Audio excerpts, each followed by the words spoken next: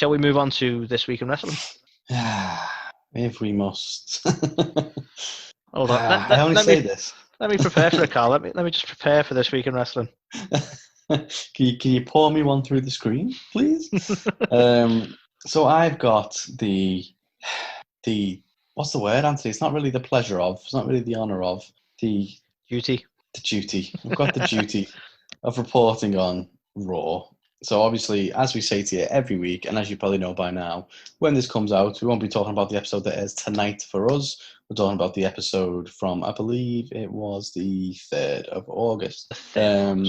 So, yeah, in a nutshell, it fucking sucked. So, the card for Raw was we had the US title on the line, a unification match, if you will, as Apollo decided to turn the fuck up and take on MVP. What the fuck was this bullshit match? Who the fuck knows, right? But that happens with Apollo finally claiming the win, and he's been the rightful US champion all along. Then we get that wasn't the a waste Kevin of a Owens few show. weeks. Sorry, come. Then we get the Kevin Owens show. Because obviously we're all hyped to have anymore. Kevin back, yeah. I'm so glad he's here to do the Kevin Owens show every other week when we don't have the MVP lounge, for fuck's sake. Exactly. We've got a former Universal Champion here who is shit hot, in the ring, and like a really good, like a cutting a promo. So yeah, let's take that and we'll turn it into this talk show segment every fucking week. And do you know who his guest was, just to really bring in the viewers? Ruby Riott. Well, obviously, because I've been like, what's happening with Ruby Riott? We need to know. The people need to know, Carl. However, one shining light was he did bring Liv Morgan back. But yeah, guess what happened? There was another match, and it was the Riott Squad reunited, taking on the Iconics. Do you know what? It's been so long since we've seen the Riott Squad as a team that I'm so made up to see them back. Like, I mean, in my head, for some reason, it feels like just the other day that they were having a feud with one another and ultimately broke up. And then Sarah Logan obviously got sacked. I don't know, everything's just sort of blurred, so it feels like it wasn't that long ago, but clearly it was, because now we're getting this reunion tour. It must have been ages ago, mustn't it? And it's a good job they didn't go down this new path with Liv or anything around how she's trying to find herself and break away and become her own thing, because now ultimately we got Liv with a different outfit. Yeah, pretty much. All they've fucking done, right, is gone, right, we've got a different set of action figures to sell, because they've not achieved fuck all with Liv now. Oh no, have the fuck. But yeah, so guess what? They're back together, Anthony. Yeah. Rejoice. The Riott Squad is back, and we haven't just wasted weeks and months of investment in Liv and becoming this breakout star, because nope, she's back with Ruby. And she broke out and then walked right back in. Well done. Pretty much. We then get the load of shite that is the 24/7 title on the line. And we saw Retribution. Oh wait, hang on. Sorry, no, we didn't. And it's a triple threat match this week, and it's Shelton Benjamin versus R-Truth versus Tozawa. And I'm pretty sure Benjamin reclaimed it. I haven't really put who even won next to it, to be honest, but I'm pretty sure he's still the champ. Maybe. What kind of annoyed me? You know what really annoyed me? Go on. They're so fucking loose with these rules on the 24/7 title, right? Because they made a point of saying, while this match is going, the 24/7 title rules are suspended, right? So it's just the match. People can't just randomly interrupt. I understand saying that, right? Then Tozawa won. Okay. Right. Sorry, because I know you're just meant to be listing the card, but I need to get this out, right? So Tozawa won, and he's lying there with his belt still there, still at the fucking ringside, right? And Michael Cole makes a point of pointing out that the match is over, so therefore the rules are back in place. So why is no one going for him? Oh, wait, so is Tozawa the champ again? Apologies, yes. Okay. He took the belt and ran, I clearly did a fantastic job of watching this week's Raw. Unless I'm totally off base, but I thought he took the belt and ran through the audience. I'd rather go with you than me on this, to be honest, because as soon as I saw this was a match that was happening, I was like, fuck this shit. Either way, it just confuses me that it's like, whoever won, right? Why, when the rules are back, when the match is over and the rules are back in place, how does that not turn into some sort of like free for all, people trying to get the belt? They just let him leave? No idea. Anyway, sorry. We then get Drew McIntyre addressing Randy Orton's actions from last week in what was actually a decent segment, probably the best segment of the whole show. Shayna Baszler has a fight with Sasha Banks. Angelo Dawkins takes on Angel Garza. And then Montez Ford takes on Andrade. And there's some shenanigans and hijinks around all that, which we'll talk about. Dominic Mysterio seeks revenge on Rollins for what he did to his daddy. Okay. And then the big surprise for the week, Shane O'Mac is back, and he brings with him Raw Underground. Or, as it's been affectionately dubbed, Shane McMahon's midlife crisis. Yes, more on this shortly. So, in what was a god-awful Raw, I've only got 2 highlights for you, Anthony. Go on. The first of which being the Drew McIntyre promo. This dude is carrying this whole fucking show on his back, right? And you know the sad fact is, Carl, not to interrupt your highlights, I still don't feel like he's going to get the credit for what he's doing right now. No, is he shite? Not at all. He's going to be looked at as well. Well, when McIntyre was champ, all the ratings dropped, and blah blah blah blah blah. Yeah, but that's how history likes to write itself. But he's fucking carrying this fucking show. Which is why it wouldn't surprise me if they do decide to put the strap on Orton at SummerSlam for this reason. But if they do, it'd be fucking shocking. But it's WWE. But look, he was the highlight on what was a very awful Raw show. Whenever he gets the mic and is allowed to be at least a semblance of himself, or at least the character that we resonate with, he's fucking on fire. Like, he questioned Orton's character. He's like, so Orton's basically the kind of guy who will sneak attack someone after a match. And then he goes on about how Randy Orton was handed everything. He had a silver spoon in his mouth. Cowboy Bob Orton's his dad.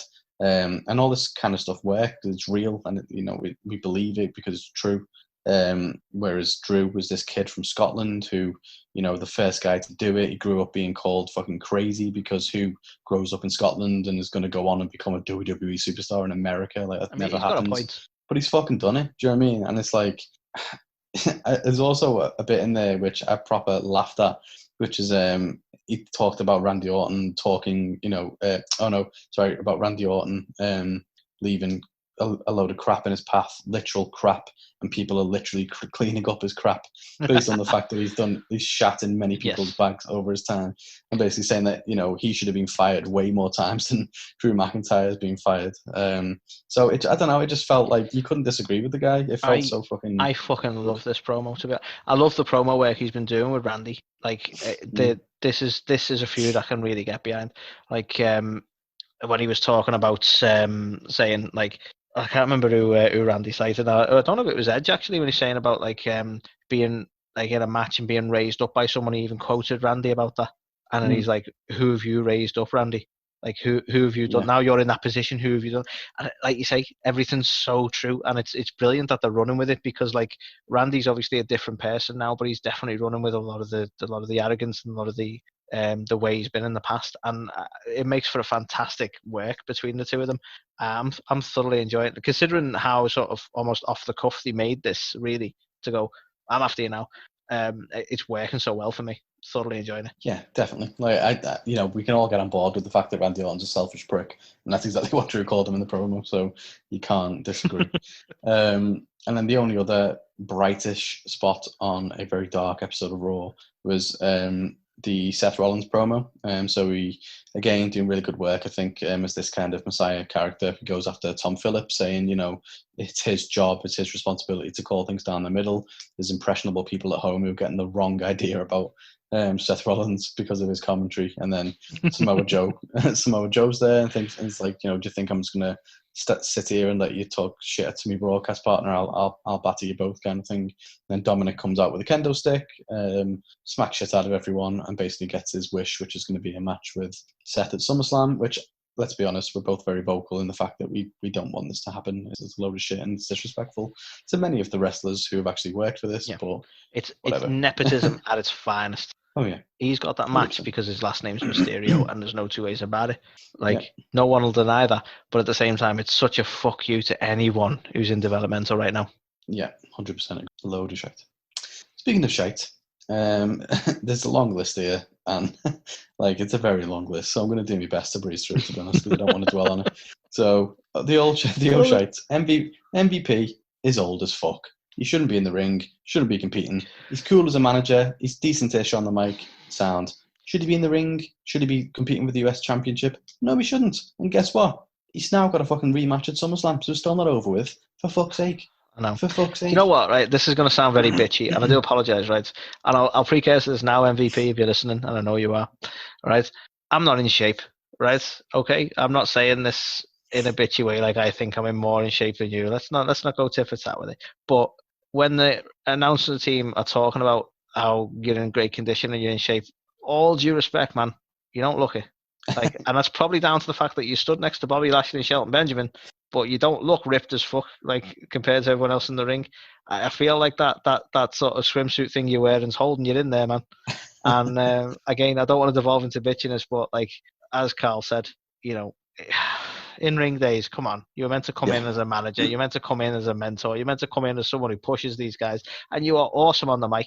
You're the only reason I even care about Lashley slightly, so do that. Yeah, just stick to that, man. Stick to fucking the golden role models. Starting to get sick of these, to be honest. I'm surprised, I'm so up and down with these two. Like, I'm kind of digging it at the minute. I'm surprised really? that I'm kind of done with it at the minute. So yeah, they rolled some footage saying that the only good thing in a sea of mediocrity, changing the division, yada yada yada. Asuka interrupts it. She's all angry because of what happened to Kyrie.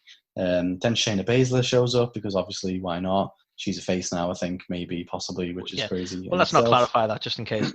Oh yeah, and then they basically Shayna smacks Sasha in the mouth, and that leads to a match. And then fucking as expected. Right, do you know what? We've said this a few times now, the way different matches have ended, right? Enlighten me, Anthony. Enlighten me to this one, right? So there's a match, and it's Shayna, and it's Sasha, yeah? Mm-hmm. Those two having the match. Bayley's at ringside. Halfway through, Asuka comes down, attacks Bayley at ringside, not interfering with the match, whatever. Referee rings the bell, no contest. Why? Yeah, don't get it. Why?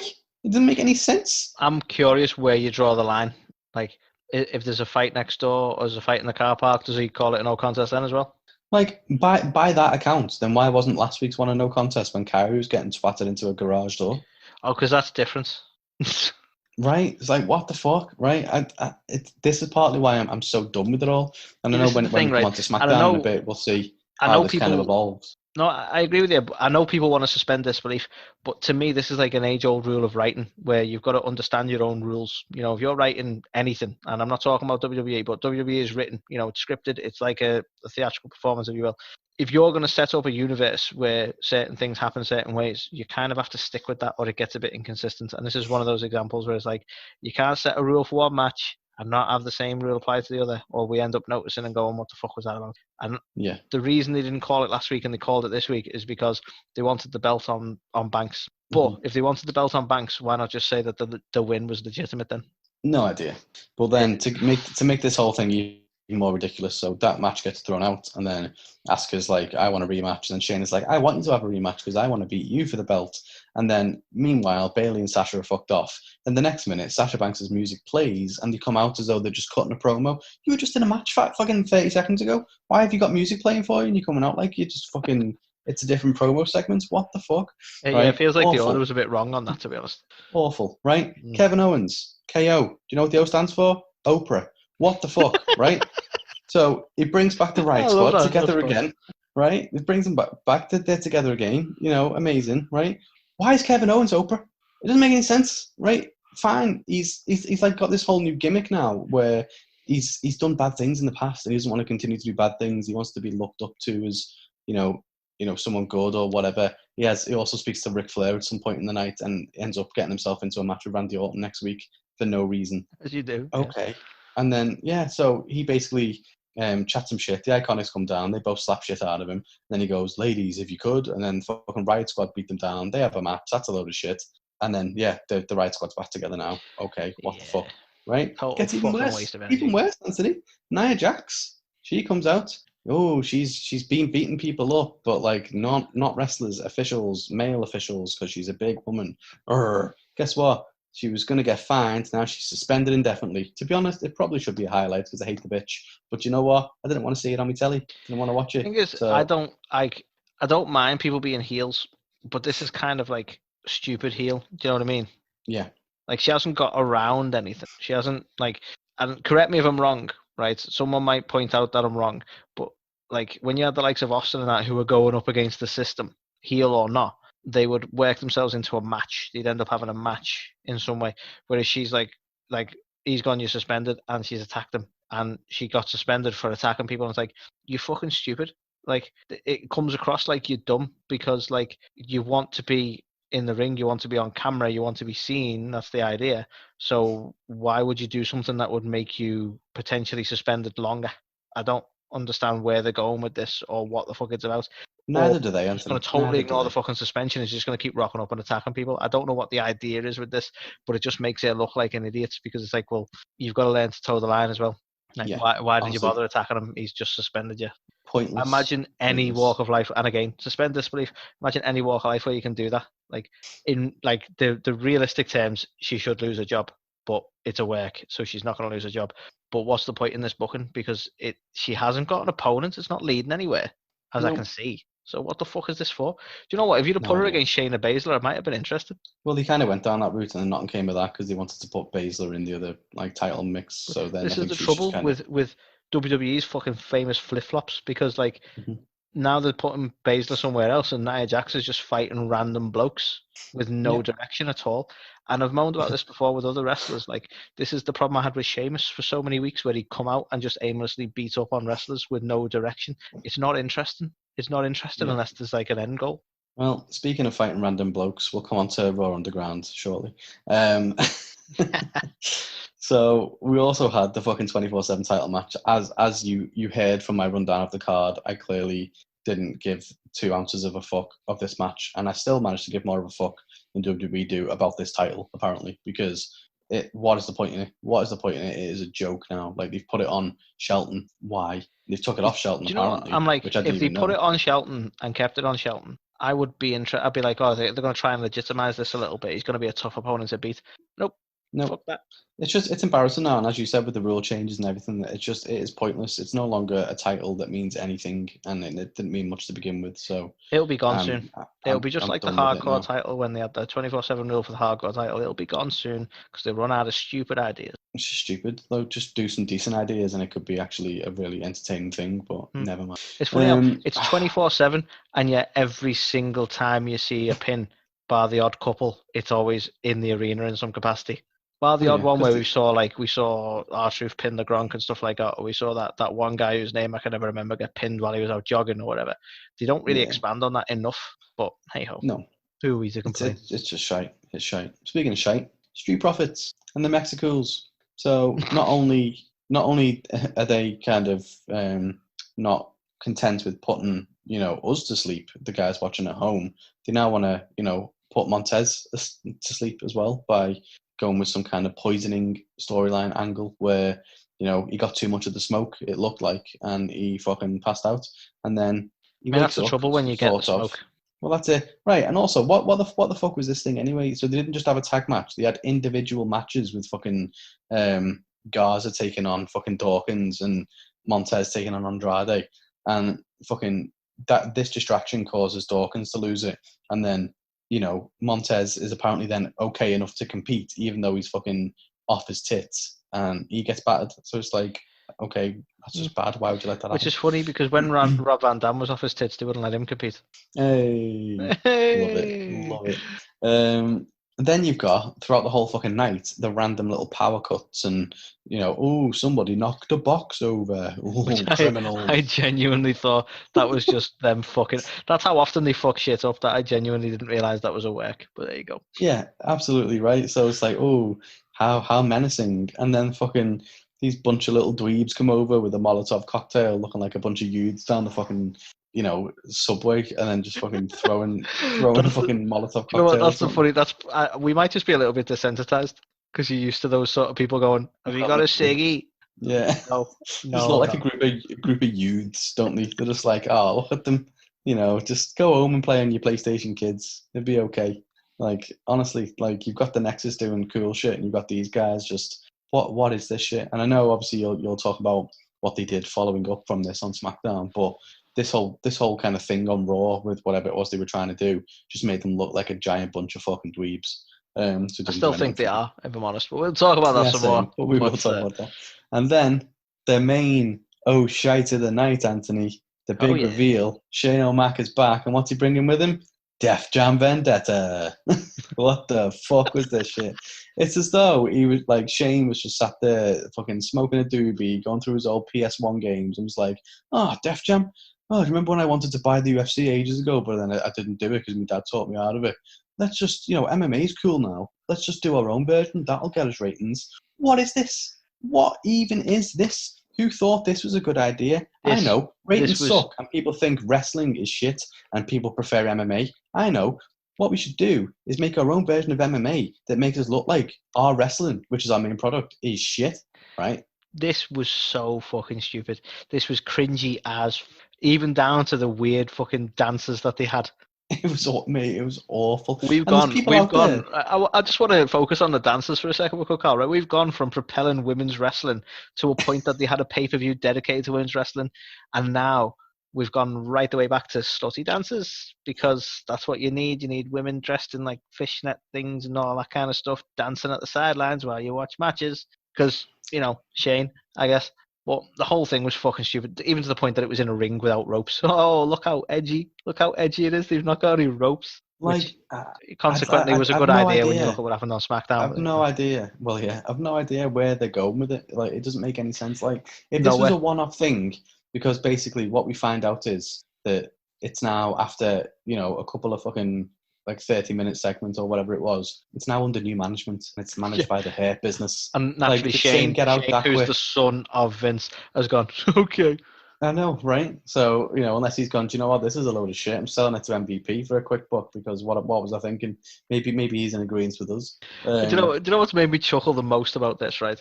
Because people have likened it to the Brawl for All in terms of stupidity, right? It's meant to be shoot fighting, although I didn't actually find the matches that impactful. They were short and a bit more aggressive, but they weren't great, right? And for some reason, the Viking Raiders were there. I guess that's what they do now. And Dolph. Don't forget Dolph. Oh, yeah, Dolph was there. Sorry, yeah. But it's like people afterwards have even gone, stole my idea. Like, you've had EC3 and Matt Riddle both allude to the fact that it's like, well, this was originally my idea. And I'm there like, guys, why are you trying to take credit for this? I know, yeah. This was awful. Nobody wants to take credit for this. Let Shane have it. It's Shane's. It's just Shane's idea, and it was fucking stupid. Just leave it at that. Like, for me, right, if this was a one-off segment and it was designed solely for getting the stable of the hair business over, and it was like, oh, look at these guys, they're so badass, they even run an underground fighting ring. Cool. Okay, I wouldn't mind that as a segment. To build it up as like Shane McMahon has brought this new edgy thing to Raw that's a bunch of fucking guys trying to make like the choreographing MMA now, and it's like, seriously, MMA does not look like that. It does not feel like that. It's not what it is. This is the thing, we can't emulate it on that sort of format. And again, a slight digression, but like the biggest and most intimidating guy's hair, right? I'm just watching him like, weren't you the goon out of that film, The Main Event, who was scared of heights? Isn't that who you are? Because that's who he is. Yeah. They've already ruined him. He's already in a kids' film. He was already on NXT, wasn't he? And they've repackaged him as this guy now. But, like, to be fair to them, it's the only time they've ever made a Viking Raider look strong or decent in any way, shape, or form. But, honest to God, this was just a load of shite. And if they carry on with this on a weekly basis, then fuck me, they are fucked. They are absolutely fucked. I'm quietly hopeful, Carl, that this is the only time we're going to get the hair business. If we contain them to underground, I'm cool. Like, that's fine, because I'm fucking sick of them anyway. Yeah, it's not going to happen though, is it? You've got MVP getting a fucking US title match at SummerSlam. Shelton Benjamin's probably not over with the fucking 24/7 title. Bobby Lashley has to be there because he's Bobby Lashley. So, no doubt we're going to end up with an underground title at some point, because fuck it, why not? Oh yeah, why the hell not? Why the fuck not? But mate, honest to God, that was Raw and it was awful. And I'm giving it a 1, and that's solely because of Drew McIntyre and maybe a little bit of Seth Rollins. Yeah, I'm probably going to keep with your 1. Like, I might have been more generous had I have gone first, but, like, listening to everything you're saying, I'm like, you know what? Yeah, this was fucking stupid. Whole thing was fucking stupid. It sucked. Literally, if this week hadn't have happened, would it have mattered?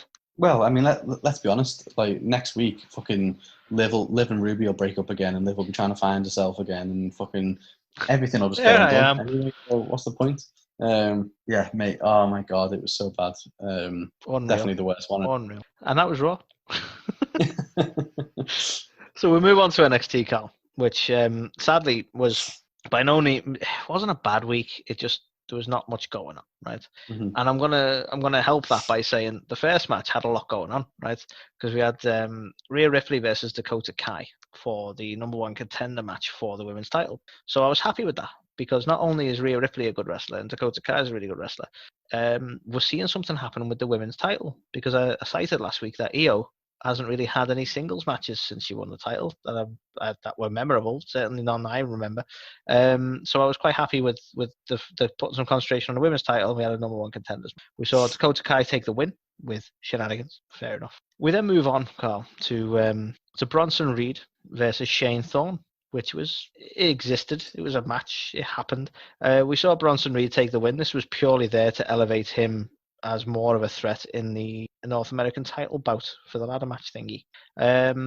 Speaking of the ladder match, we had Damian Priest versus Oney Lorcan versus Ridge Holland, who's not one I was familiar with, if I'm honest. And that was, again, a contender match, triple threat match to go forward to the ladder match for the North American title.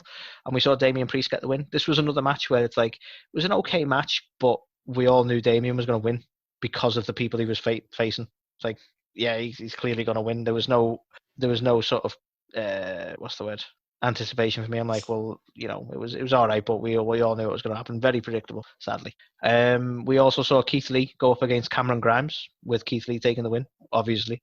Again, I didn't really need to see the match. You know, I saw them kind of go up against each other last week. I didn't need a full fucking match of it. I don't know why Cameron, just for the fact that he interrupted Keith Lee, got a match with him anyway, but there you go. We move on to a match between Tegan Nox and Indy Hartwell, with Tegan Nox taking the win. I assume it was just there because it was there. And then the worst travesty of the fucking night, as far as I'm concerned, was we saw Imperium go up against the Undisputed Era in a title match for the tag titles. Happened way too soon and was totally sidelined, which I'll talk about in my negative Mio-shites. But we saw Imperium take the win, so no titles changed hands there. As far as highlights go, Carl, I enjoyed El Hijo del Fantasma, if I've said that right, taking on, or not taking on because they weren't officially a match, but they attacked Breezango and are setting up for a title match between Escobar and Isaiah Swerve, which again, I'm cool with that. But it does leave me wondering, despite it being a highlight, I'm kind of wondering what's happened with Drake Maverick. He's not really been in the picture the last few weeks, so maybe you think a fight after all. Maybe, yeah. And my other highlight was Ripley versus Kai. This was a really good match between the two. I don't think it hurt Ripley too much because they done the win with shenanigans. So we obviously had Dakota Kai. Who's I can't remember. I keep going to call him Martinez, but that's the one with Robert Stone. Who's with Dakota Kai a lot these days? That were going to be a really good tag team, and then they decided not to do a tag team for whatever reason. Lost count, to be honest. Yeah, apologies because I totally forgot a name, but I'm a few whiskeys in now, so apologies. But yeah, so Kai won through shenanigans anyway, so it didn't damage Ripley too much. And you know, you can't exactly have Ripley going into the title scene again after the way they've sort of booked her since. So I think it was the right decision, and it was all in all a good match. They're both really good in the ring, so it goes in my highlights, and it pushes Kai as a heel a bit more as well. So why not? Yeah, fucking brilliant. Now for the O'Shites, Carl. I've already mentioned one sort of, and that was Damian Priest and his match being a little bit lackluster because we all knew what was going to happen. And sadly for Priest, and I know he's good in the ring, but does anybody want him to win the North American title? Anyone? Hands up. Anyone? Nope. Anyone? Nope. So yeah, that was just a little bit. It's not really. It didn't really aggrieve me, so it shouldn't really be an O'Shite. But it was a bit of a nothing of a match, really. Same thing for Lee versus Grimes. Again, I briefly mentioned it, but like we know that we're going to have a match between Keith Lee and Karrion Kross. I didn't need to see him versus Grimes. I didn't need the promo. In all fairness, I love the way they're booking Karrion at the minute, but I didn't need the whole back and forth between the whole promo, the whole I'm going to appear on Titantron and thing. Like, yeah, just have the match at Takeover. It doesn't need hammering home every week that you're going to have a match. So for me, none of this needed to happen. I didn't need it, other than obviously they're trying to fill a card. It was a bit pointless. And then I'll discuss, if I can, the biggest issue I had with NXT, and that was the fact that I was actually all for Undisputed Era having a title run. I was all for them going up against Imperium. I would have sooner they done it before Adam Cole lost his title. because for me it's like they've waited for Adam Cole to have nothing before they went for the belts, whatever. But this whole thing was sidelined. The whole match really was sidelined by the fact that Adam Cole is clearly going into some sort of feud with, is it Pat McAfee? I forget his, I just wrote McAfee down, but yeah, McAfee, McAfee. And like for starters, they concentrated on that more than they did the tag title match for some fucking reason. And then you had Cole ended up looking like a bitch because he got totally knocked out by McAfee. This is a man who has like dealt with some of the biggest in like NXT and has like sustained multiple finishes and still carried on with the match and kicked out and stuff. And he got clean knocked out by a kick from McAfee. I'm like, I don't know why you've booked McAfee so strong. I don't know why you're putting him in this sort of match when he could just do what he was doing on the night. Like in NXT, he was there doing a bit of commentary and that sound. Yeah, that's boss. Why you have to put him up in a match? I understand he might be a draw because he's bigger in America than he is here, to be fair. But I understand he's a draw, but he'd still be a draw on commentary and stuff. You don't need him in a match with Cole. And the fact that you totally you quickly let Imperium beat Undisputed Era and went, right, that's that done, without any real care because you want to concentrate on Cole and McAfee just really kind of irked me. I wasn't happy with that at all. So for that reason, and for many others, it's a 2.5 for me this week, Carl. It was quite a weak week. It was a week. Week. So I didn't get a chance to watch this fully, if I'm honest. I did manage to catch a few bits. And for me, maybe I would have had a slightly higher rating if I would have seen the whole thing, but I'm giving it a 2. And the reason I'm giving it a 2 is because it was just a whole lot of nothingness, other than maybe the qualifier for the ladder match, who, as you've already said, who wants to see Damian Priest as a champ anyway? Kind of Nobody. Didn't matter, did it? Yeah, so it's kind of like the whole week was just nothing for me. Like Keith Lee, I was big on him. I'm not big on him anymore. Like I feel like the last few weeks, the way he's handled himself as a champ, he's kind of done me head in a bit, to be honest. He's far that too moronic, like, I'll just give away the other one. Like, yeah, like there's all that kind of stuff, and then the way that he's been, he's just like, yeah, I'm fighting champion. I've had to work my way. Like, fuck off, mate. Just, you know what I mean? You used to be cool. Used to be like, and you know what? more Like, badass. I don't even mind the whole fighting champion thing when they do it sometimes, but like, part of me is a bit like, this is NXT. You're all fucking fighting. Well, exactly. You're all hungry. This isn't Raw. This isn't SmackDown where you can go, I'm going to be a fighting champion. You know, No. like you haven't got your Randy Ortons and the like in NXT. You're all hungry. You all want to be the big guy. So you're not just a fighting champion. Every fucker there is fighting. Yeah, stupid. Bloody stupid. No, I couldn't agree with you more. But guess what, Anthony? Go on. We're going to move on to the Superior Wednesday night show. And Good. you may call me a little bit of a fanboy, but I don't know why you'd say that, Carl. I don't know why anyone I'm going to mess with people who aren't watching it and they'll just listen to it. I didn't even know you liked AEW. There's nothing about you that would indicate that. Exactly, right? But right, I've got to say, I did not have any O'Shites for Dynamite this week. Literally, like, not a one. Not a one. Okay, I love it. Not a one. That is impressive. Nice. And spoilers, it still didn't get a 5 out of 5, right? But I did not have any O'Shites this week. It was a fantastic show. So the card, it opened with a 12-man tag match. They keep getting bigger. I know it's always risky, but it seems to work. It seems to. Well, the Elite and FTR took on the Dark Order. With the Dark Order surprisingly picking up the win in this one. The Best Friends took on Santana and Ortiz. Another surprise, the Best Friends picking up a win.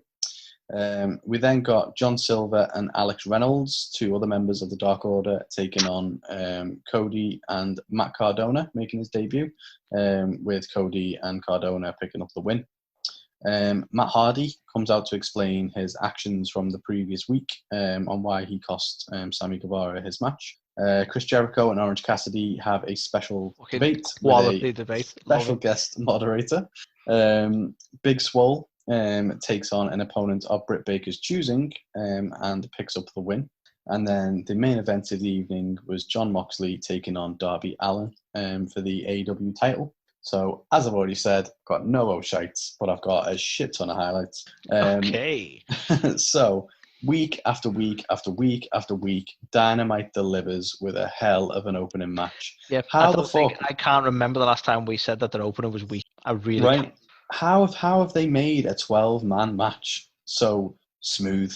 Like, I know that should not be digestible. That should be confusing and a mess. we were speaking like weeks ago around like, 8-man matches, like, it can be a little bit hard to follow. This 10-man match, they actually did a decent job really, but there was still parts. This was probably the best one they've done. Like, unreal. It Absolutely all unreal. just worked. Like, everyone had a chance to shine. Everybody, had at least some part to play in the whole thing. The action didn't get, too congested. Like, everybody just played their part really well, and it just didn't become a clusterfuck in the slightest. Genuinely, whoever creatively is dealing with these bookings and the choreography or whatever you want to do, whoever's controlling how these matches are followed and worked, because there's a lot going involved. There's camera work, there's character work, there's certain spots that need to be highlighted and so on like that. Whoever's dealing with this wants an absolute fucking medal, because I genuinely have cited a few times that I find these bigger matches hard to follow. I've not had that complaint with AEW yet, because they put it across so well that I'm not lost in the fray of so many people. They really do a good job on and these. like, you can't put it down to a lack of action, because the action was non-stop. Like, shit was happening everywhere. People were flying over the ropes, people were flying across the ring. It was like, but you followed every bit of it, because it just didn't feel like a mess. Like, it was so smooth. It was so smooth. If I've got any minor gripe with it, and it would be a minor gripe, so again, furthering the story with like Hangman and FTR. So Dax Harwood, I think is his name. Yeah, Cash Wheeler, Dax Harwood. So Dax, one member of the FTR, ended up picking up an injury. So him and the other fella ended up going off to take him to the back, and Hangman went with them. And that was kind of meant to be like, because he's kind of buds with FTR now more than he is with the Elite. So that was just a bit like, meh. But then he did end up making his return a little bit later on. But he was actually the one who ate the pin. And like none of the other guys were able to kind of stop him from taking the loss. So I feel like they were still trying to move along this, whatever this is, with Omega and Hangman and FTR. Yeah.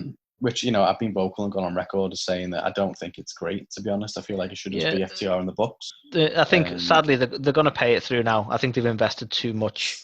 But storyline-wise, it's probably the weakest thing they've got going at the minute. The only thing that I can hope happens from this is it's being done to put the straps on FTR and have them go up against Young Bucks, and then free up Omega and Hangman to have a feud, because I'd be all over that. I'd love to see that feud. To be fair, that would be a good way to do it. So many people are wanting Omega to have the whole cleaner gimmick again. I don't get it, but so many people want him to be the cleaner. Okay. So we might have the Hangman versus the cleaner. Who knows?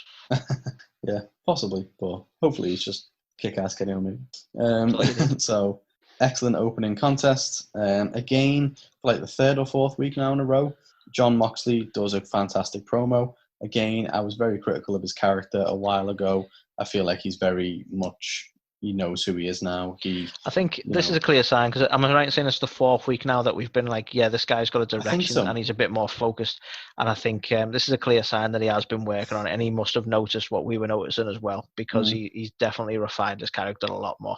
Yeah, like he feels like an actual normal person now, whereas I feel like initially he felt like he couldn't shake WWE's like lunatic fringe persona, and he was still just doing stupid shit. But now, he's a lot more kind of, maybe relatable is the wrong word, but you feel like he's a complete person now. And, this promo was like, he had demons early in his career, and the people who cared for him would always say to him, like, don't do this death match, don't do this hardcore match. And, he wouldn't listen to them. But now he finds himself on that it was side. Like, it's WWE, I'll be fine. But now he finds himself on the other side, and he's thinking about Darby, who's reminds him of a younger version of himself, who's doing these things. And unfortunately, it's going to be a bad thing for Darby, because he knows Darby's not going to stop until basically he can't move anymore, and Moxley's doesn't want to make it happen, but that's what it takes. It's going to take. So it's kind of like that's what you want from your champion. Is he delivered for me for a fourth week in a row? So great promo work from him. The next tag match itself was solid. It wasn't a standout, but it wasn't bad. So it definitely doesn't deserve to be on the O'Shites. Do you know what I mean? I'd say it was definitely the weakest part of the show, but still an entertaining match. It's difficult, that, isn't it? Because like you identify the weakest by it was weaker than the rest, but it doesn't make it bad. Really. Exactly, yeah. So it was one of them. I was toying with this, like, should I put it on the? And I was like, well, no, because it was still fun. It was entertaining, and after the match itself, it was hilarious when Santana and Ortiz go and destroy Trent Bump's minivan, and smash it to pieces and spray paint it. So like it had a purpose. It wasn't just like a throwaway match. So it definitely it's a lot more impactful when there's meanings behind things as well. So Yeah. even though it was one of the lower elements of the show, it was still a good highlight for me. MJF again, the legend that he is. So we were saying last week, how's he going to follow up what was potentially the promo of the year candidate? And I was worried that he wouldn't be able to do it. So I'm quite glad that what they decided to do this week was something different. So it was a quick tour of his campaign room, very short and sweet. He got his keeping him in the eye, well. but not doing a whole thing like last time. It was one of them because, to be honest, I don't know if he could have lived up to it because it was so good. I think the pressure would have been on him to over-deliver, and it probably would have been more detrimental to his character if he'd gone out to try and outdo himself and underdone himself. And I think you're right. I think they've made the right call not doing something else like that. Even a match, I don't think would have been appropriate at this point. I think the way they've done it is just a short segment. Keep him relevant, keep him in your head, but nothing too much. I think they made the right call there. There was enough in there as well to just make you go, oh, he's such a prick, isn't he? And like, that's what you want. That is his character. You want to be reminded what a prick he is. So when you see him fight, you want him to lose so bad because he's such a prick. And this, it did what it needed to. So it was fine by me. Then Matt Hardy comes out and cuts a really good promo. So he says he's been listening to the fans and he tried to create the multiverse of Matt and kind of get everything across. But he's been listening to the fans and they just want to see Matt Hardy, so that's who he's going to be. Called out Sammy for basically when he first joined AEW. Sammy kind of did a sneak attack on him. So that's the reason he got revenge and stuff. He tried to take him under his wing like he has done with Private Party, but he wasn't having any of it. Lo and behold, Sammy does another sneak attack. We mentioned this in the yes, this was noteworthy in the news for varying reasons. So Matt gets pretty severely busted open. Yes, he does. Of which, based on the news article that you were reading through before, may not have been planned. It may have been planned. Jericho could be trolling us. If they've not planned it, everyone's running with it. If they have planned it, then sound. But if they've not, then everyone's running with it because I've seen on social media, I've seen Sammy Guevara like putting up images of all of his bloodied clothes. You've seen Matt talking about, I think he's now selling another T-shirt now, something along the lines of like he doesn't die or something like that, or unkillable or something along that line. But the point being, like they're both just massively rolling with it. So even if it was, this is what we've got going forward. This is the build up to their feud, and what a build up it was, work or not. That was intense as fuck. Oh god, yeah, it was awesome, wasn't it? It was like proper. I kind of got like Attitude Era vibes to a degree. It was just like, it made sense. It was just like, okay, I'm going to get you back. I'm going to take you out. There was blood everywhere. There was, a big like a table spot. It was. Do you know what? I feel like the chair shot, because people are speculating so much about whether it was a botch, overshadowed that fucking awesome flip onto the table that Guevara did. Well, exactly. I mean, to be honest, Sammy was apparently getting some stick for that as well, saying that looked unsafe and stuff as well. But I feel like people just kind of hate Sammy at the minute, so hopefully that'll die down. See, that's the thing. Time. I don't think it was unsafe. I think I can sort of see where people are coming from, but I think it's just because he sort of, how do I put it? Like he flipped so quickly and so aggressively that it almost looked like he wasn't in control, but he was. As far as I'm concerned, he hit it perfectly where he needed to. I don't think he was out of control of it, but it just looked so speedy and so erratic that I get why people might be like, "Oh, it wasn't safe," but they knew what they were doing. I thought it was an awesome segment, and I thought for the likes of Sammy, like, how cool is this? Where he's now in a really decent feud with Matt Hardy. Exactly, and like a legit legend in the biz. He's still obviously Chris Jericho's fucking bay, but he doesn't have to be with Jericho every segment, and he can go out on his own. JJ, isn't he? Well, exactly. So yeah, I thought that was awesome. We then got to see Matt Cardona's in-ring debut. So he teamed up with Cody, taking on 2 more members of the Dark Order. Do you know what? I was really, really impressed with Silver and Reynolds. So these 2 guys from the Dark Order. Haven't really seen a lot of them before, but they were really, really good. I was, it's a good move, really, giving them a bit of TV time, because the Dark Order's kind of almost fallen by the wayside a little bit. So it's nice some of the members of the Dark, because everyone knows who. I can't remember his name in this. What's his name in this? Everyone knows that guy who I can't remember. The main guy. What's his AEW name? Brody Lee. Brody Lee. Everyone knows Brody Lee, including myself. So it's nice to see the others getting a bit of TV time, especially with old 10 Tits being injured now, isn't he? 10 Tits. I like it. Well, he's got the markings and the clearly on his tits. I mean, you make an excellent point. I've just had visions of him having 10 tits though, so that was quite worrying. But yeah, what I thought was good about this is even though we didn't get to see a TNT title match this week, you still got to see these new guys shine. Yeah, it still Like, had the same. It had the same quality as TNT matches have had.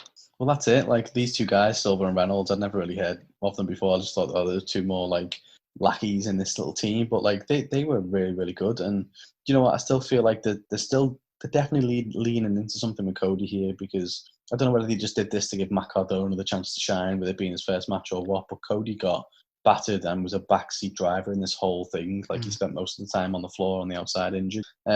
So I don't know whether I think you're right. I think there's something deliberately building there.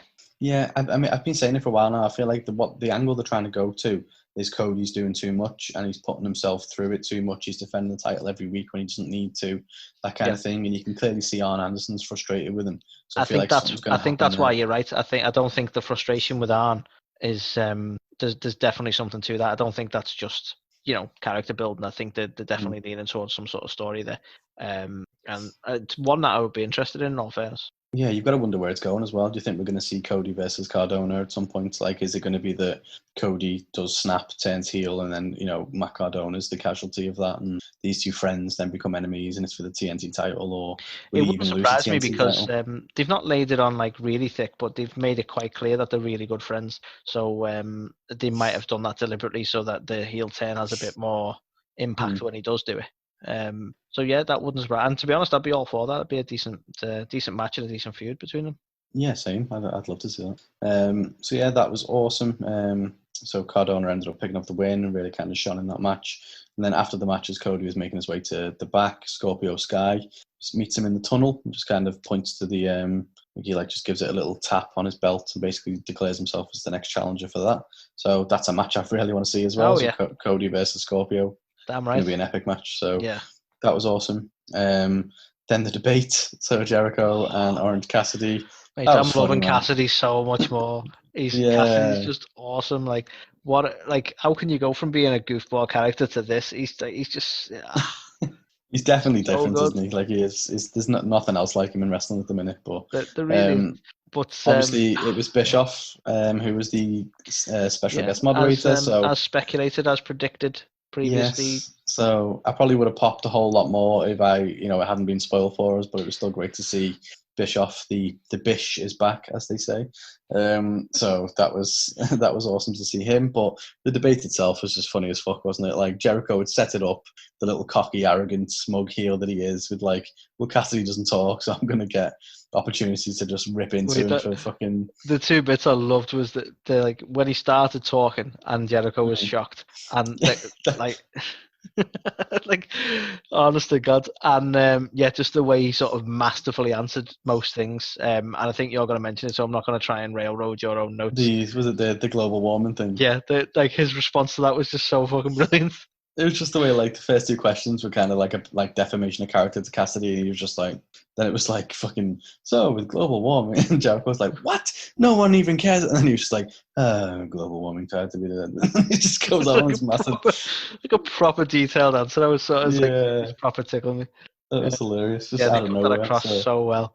I'm really quite hyped for this match, and I'm never worried with an OC match, to be honest, because like I've seen him go up against people who are super serious, like Pac, and they've been awesome matches. So I've no doubt that him and Jericho are going to put on a good match. But this did nothing but help that. This was really good between the two. I mean, to be honest, the intensity and stuff at the end, the way and it went from like Jericho being like, I'm gonna fucking beat this little shit up, to actually Jericho's got something at stake now, because. You know what I mean? Like, as he said, like, just Chris Jericho really want to be remembered for losing to the guy who doesn't talk, who puts his hand in his pocket.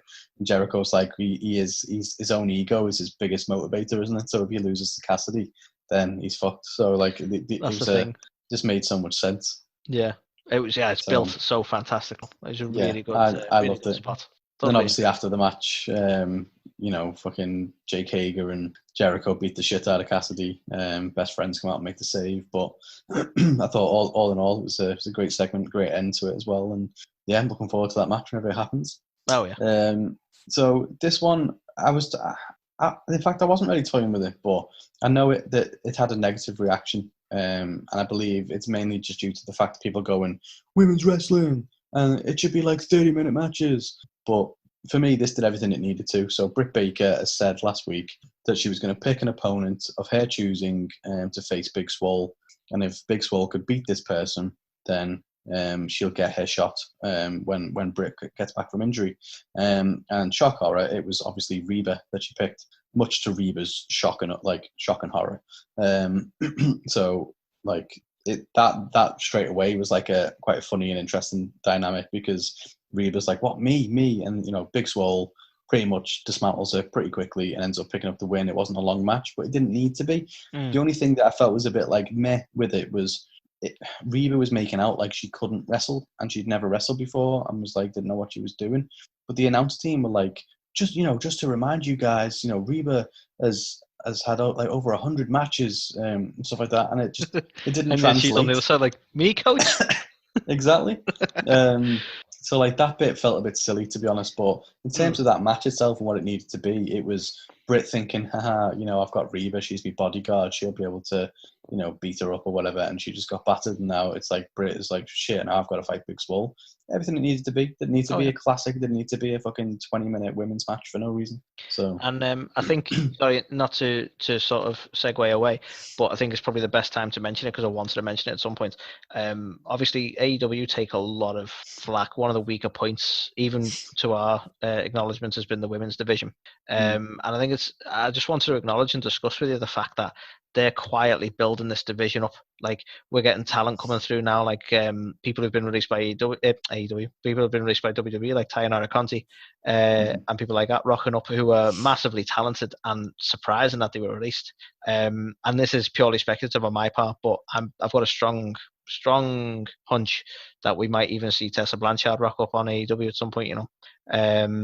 People are speculating in WWE, but now I could honestly see her making massive waves for AEW in their women's division. But this tournament is doing wonders for the women's division. We're seeing some really good talent come in, and I think they might actually be a little bit of a quiet dark horse here in terms of padding out their women's division and it becoming something to be reckoned with, as it were. Because right now, and I think we've always said the women's division in WWE was stronger, but they might be losing that edge.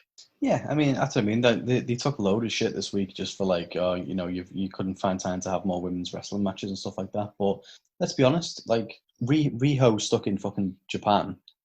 Chris Statlander's out injured. You know what I mean? Like Penelope Ford has been got to work with who you've got.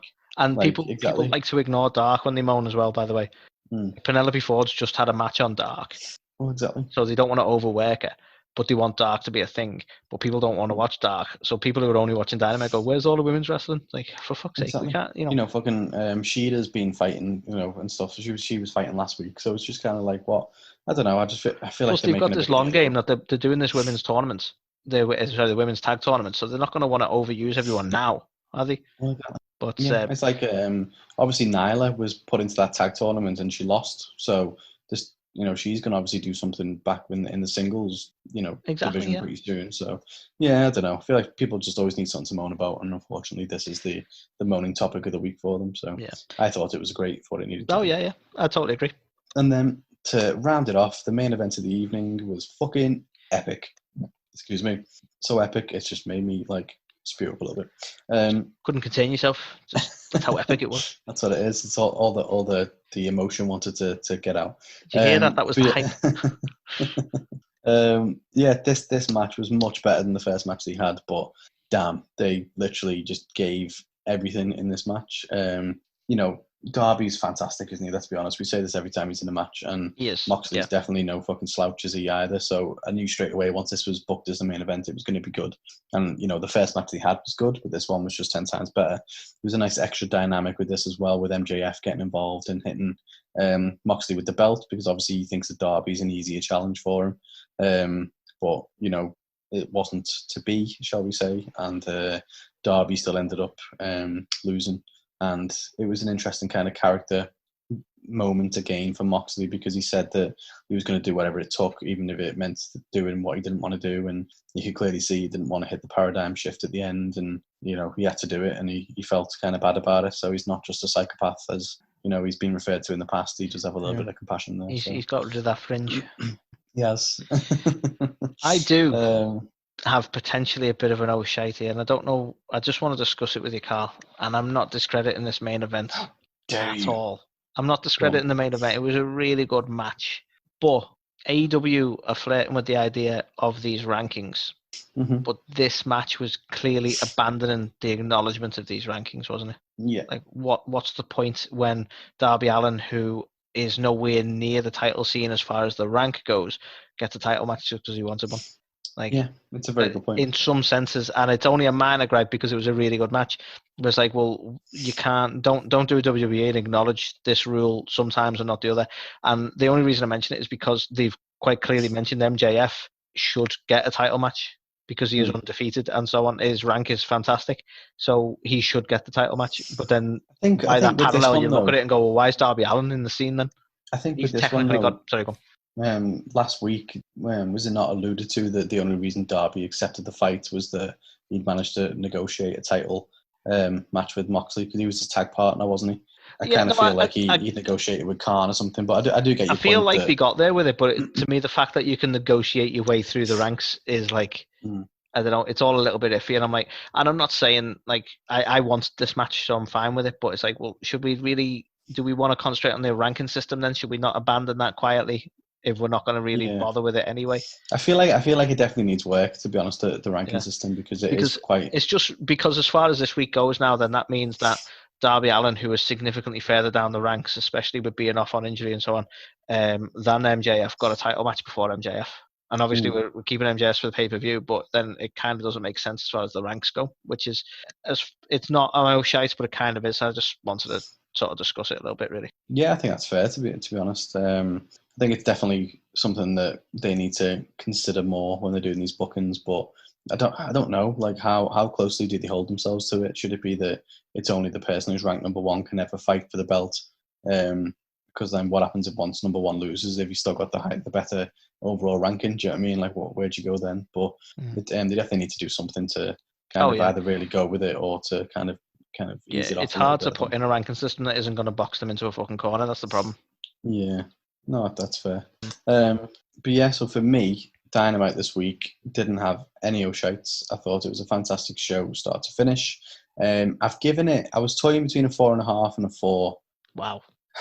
And I think I'm going to land on a 4 with it. And I know that might seem like, well, why is it not a 5? You're giving it all kind of, like highlights. I'm kind of with you though, because it's like 5 is like reserved for something that totally fucking blows your mind. Yeah, I feel like for me, there was just maybe one too many tag team matches. And like the Big Swole, like Britt Baker thing probably didn't land as so well could as it have been a tighter card? Could there have been improvement? Probably, but it's not a bad week at all. Yeah. No, definitely not. I think it was a fantastic show, miles above anything else that was in contention this week. But I thoroughly enjoyed it. I just don't think it was a 5-star kind of show, but it was excellent. I'm gonna play fair and say I'm gonna go 3.5 based on the fact that I had more of a gripe than you did about the show. But I can't disagree with you at all. It was a fantastic week. There's nothing I can complain about in the content I had other than that one gripe that I discussed.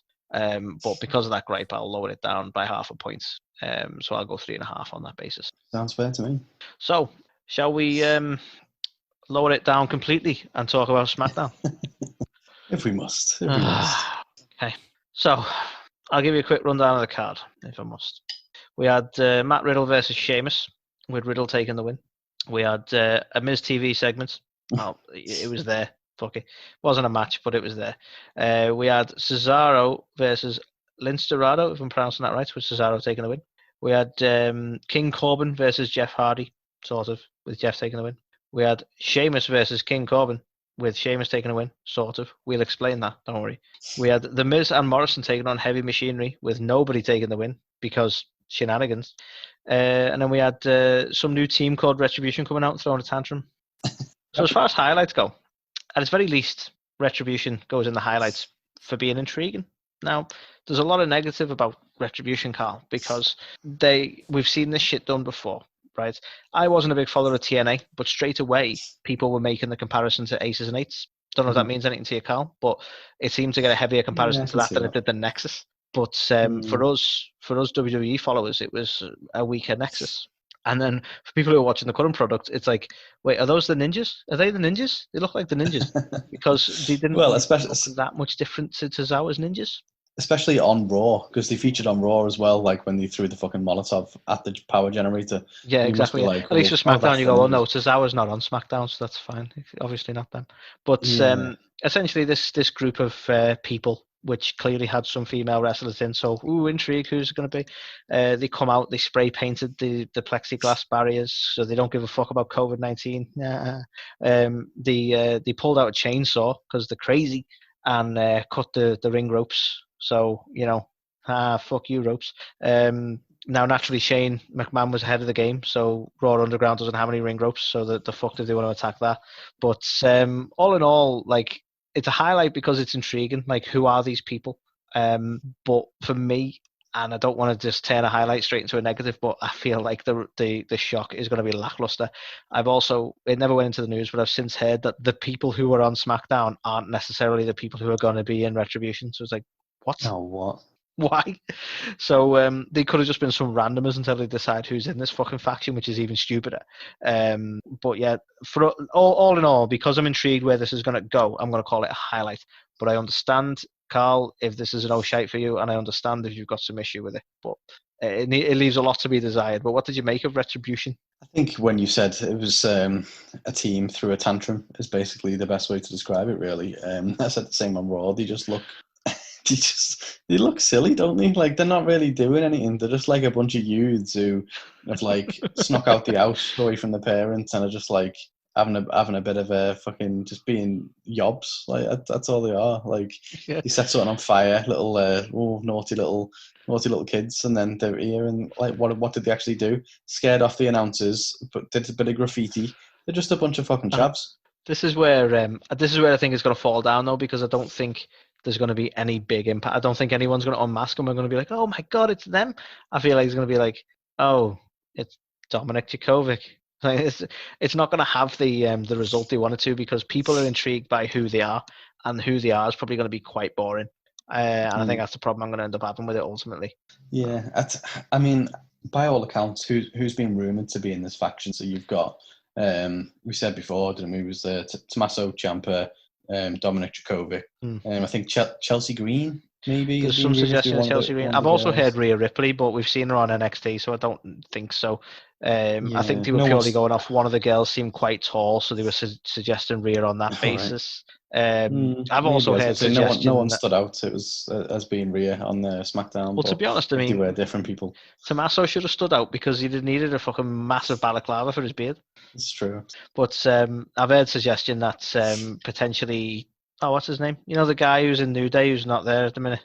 Oh yeah, Xavier Woods. I've heard suggestion he might be one of them as well. But again, how would you write that story? I want Retribution because I was in a really successful tag team and quite prominent on the roster all the time until I was injured for a while. Like, unlikely, really very unlikely. But I've heard that. I wonder whether they're gonna somehow link this into the Hacker storyline. Hopefully, because they've been on both Raw and SmackDown, so this still could be Mustafa as well on some level. Yeah, that might make a bit more sense. Do you know what I mean? Because he was obviously a guy in a hood, wasn't he? This could really tie into Mustafa's comments of feeling despondent with WWE to suddenly be in a faction like this. Maybe. Again, I'm making it exciting now. I'm getting hyped. I've changed your mind. You've changed your mind. But this thing is going to be boring. Yeah. It is going to be like, oh, it's Cameron Grimes. I'm just picking random people I don't really like now. The other proper wild theory I heard as well, which is intriguing, and I really hope this will be the case, but it's clearly not going to be, is people saying that it will be a handful of the wrestlers who were released, which would be awesome and a fantastic work, but that's definitely not going to happen. No, surely not. Can you imagine? It's like, oh, it's Heath Slater and Curt Hawkins, and wow, it's crazy. Is that Rusev? But no, it's not going to happen. It's not going to happen, guys. Nope. It's going to be a bunch of people no one cares about. I'm going to call it now. So that was my first highlight, Carl. The second one I've got, which is again slightly a gripe as well, but we had a match between Matt Riddle and Sheamus, and it was a good match. But as typical things tend to happen, it ended with some bullshit because we saw Matt Riddle taking the win over Sheamus based on the fact that Chad Gable interfered and caused a disqualification by attacking Riddle. on behalf of Corbin. So Sheamus was angry because he took the loss because, obviously, of this interruption. So it all got a little bit convoluted. But ultimately, the actual match between Riddle and Sheamus was what I was enjoying. And I would have liked to have seen a genuine result for that. So a highlight because that's a match I'd like to see properly. But yeah, ended with some BS, sadly. Always. And they're my highlights, Carl. That was it. But as far as the O'Shites go, right? My first O'Shite was the rest of the show. No, I joke, obviously. So we had the Miz TV segment, which featured Heavy Machinery, and then surprise appearance from Sonya Deville, and then Mandy Rose, and all that bollocks. And I don't care. Why are we still doing the Sonya Deville, Mandy Rose thing? It was done. It was ages ago. No one cares. And now for some reason we got Miz and Morrison involved. So this led to a tag match between Miz and Morrison and Heavy Machinery, which ended in shenanigans. Ultimately ended in shenanigans because of Retribution, I believe, as well. But it's like, what was this nonsense? Like, why are we even doing this? We're pulling Miz and Morrison in because you fucking moved the other guy over to Raw, because that's how bored you were with the storyline. I don't know what do they want end result for Deville and Rose. We've already seen them have a match, so I don't know. Cage match? Is it a cage match? We're gonna get a cage match. Who knows? Extensions on a pole match. My other one is the fact that this whole stuff with Jeff seems to have got really convoluted and messy, to the point that we had two sorts of matches here. We had Corbin versus Hardy, kind of, and Sheamus versus Corbin. And basically, Sheamus interrupted the Hardy-Corbin match, which I didn't want anyway, because he was annoyed that Chad Gable interrupted and caused the disqualification and caused the loss on his record. And then we ended up with Sheamus versus Corbin because of it. And it's this classic thing of, like, apparently nothing's booked. You just do whatever the fuck you want on the fly. And the fact that it all seems to center around Jeff and Corbin again, which I was done with. I don't care about Jeff and Corbin. So that's an O'Shite in itself. I know we're talking about SmackDown now, but you just reminded me of one thing that did tickle me on Raw was the Iconics wanted to be on the Kevin Owens show, and he was like, I've already got guests. Like, you know, I do plan these things, you know, like a little look to the camera. To say, like, these guys don't. That is a nice but no, you're absolutely right, isn't it? It's like, fucking what are they expecting to fill this TV time with if nothing's planned? Look at the matches, right? If you look at, we had Riddle, Sheamus, Corbin, Hardy, and Sheamus, Corbin. All three of them were linked, and that was the bulk of the card. So, like, we're all centering around this bullshit that we're not really that invested in at the minute anyway. No. That was the bulk of the card. Absolutely useless. And my last one, and it needs a bit more talking about, but the main crux of the O'Shite is that Braun Strowman's a cunt. And I don't know what the idea is here. He's meant to be the face, but then they booked him where he just rocks up and he's like, I don't care about Alexa Bliss. It's like, yeah, all right then, fucking kill her then, whatever. Like, what happened to him being the good guy? Why is he a massive twat now? Like, are we meant to side with the Fiend? Because Alexa certainly did. Well, yeah. Don't know. I mean, I know they're trying to sort of push this hint of, like, oh, she stroked his face, and is she going to be Sister Abigail? And they're trying to lean into all these fan theories. But you don't have to turn Braun into a knob at the same time. What's he meant to be? Are we turning heel? Even if can't have a face Fiend. It doesn't work. Even if he didn't have, like, you know, compassion or, like, feelings for Alexa or whatever, you know, as a human being with just decency, you know, you'd be a bit worried, wouldn't you? Do you know what I mean? But considering he's been, like, you know, in the fucking Tag Classic or whatever it was, the mixed match challenge with her, you know, and he's still like, I don't care about her, then I can see him I can see him, like, going forward as the poster child for WWE. You know, he's like, I don't give a damn about sick kids. Like, yeah, thanks, Braun. You knob.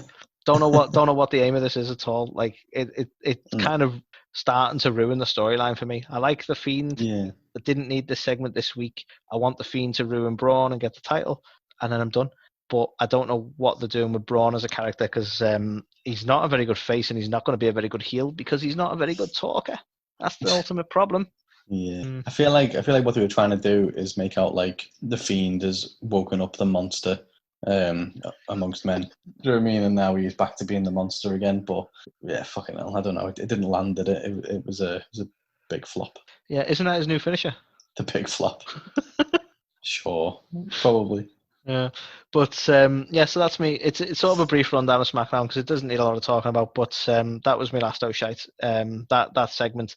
The last week's was shocking, and was like, what the hell, when he put the mandible claw on Alexa. And you're like, Jesus, he's really trying to get to Braun. And then this week is like, it didn't get to me. I don't even care about it. Fuck you. No, yeah. Like, So, okay, sounds nice one, Braun. It would have been better had he showed some emotion. That would have been the investment. But I think probably what's happened is they've gone, right, Braun, we want you to be mad and we want you to be upset about this, and he can't act. So they've gone, fuck it, just don't care, whatever. Yeah, just make him shout and be angry. That's all he can do. Yeah, that'll do.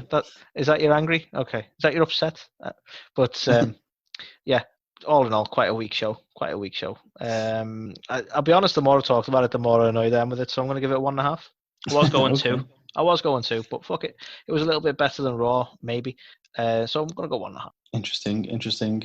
I also agree it was better than Raw, which I gave a 1. But I don't think it was much better than Raw, so I'm going to have to go with you as well, 1.5 on it. Because I'll be honest, I'd have been quietly annoyed with you if you'd have gone for a 2. Doesn't deserve a 2, Carl, and you know it.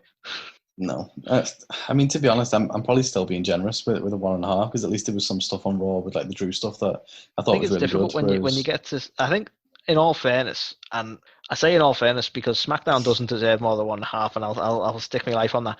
But at the same time, SmackDown comes along last. So by the time you talk about the other shows and you give your ratings, you kind of go, yeah, I can't in good conscience give it anything else because of the other shows. But it doesn't really like now. It probably does deserve a 1, but it was kind of better than Raw. So I don't know.